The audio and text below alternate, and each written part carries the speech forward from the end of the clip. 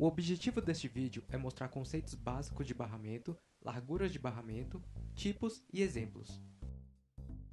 Nossa agenda é composta por o que é um barramento, funcionamento, tipo de barramento, largura de barramento, exemplos e referências. Um barramento é o caminho elétrico comum a vários dispositivos, pelo qual são transportados os dados, seja interna, comunicação da aula, ou externa à CPU, comunicação entre CPU, memória e outros dispositivos.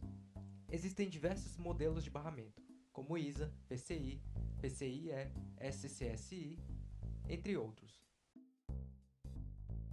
Os dispositivos ligados aos barramentos podem ser denominados mestre ou escravo, dependendo da sua transferência. Por exemplo, quando a CPU ordena um controlador que leia ou escreva um bloco de dados, a CPU está agindo como mestre e o controlador como escravo. É importante ressaltar que a memória nunca age como mestre. Há três tipos de barramentos. Barramentos de dados, aqueles que transmitem os dados entre as unidades.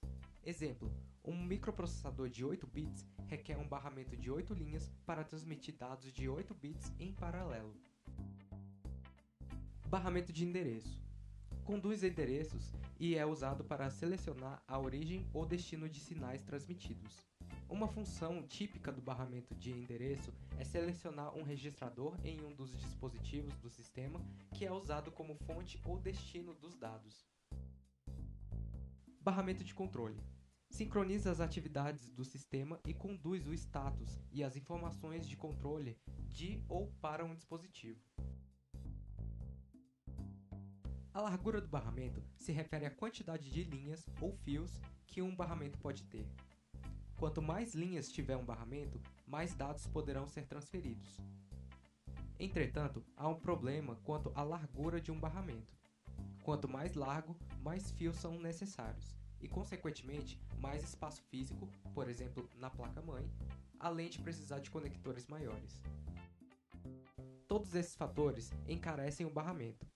Por exemplo, um sistema com barramento de endereço de 64 linhas e 2 elevado a 32 bytes de memória custará mais do que um sistema com 32 linhas de endereço e os mesmos 2 elevado a 32 bytes de memória. Existem dois modos de aumentar a largura de banda dos dados de um barramento.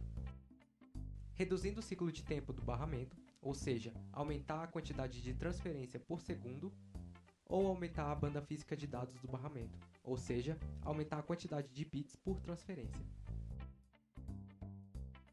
Acelerar o barramento é possível, mas difícil, porque os sinais trafegam em linhas distintas e em velocidades ligeiramente diferentes.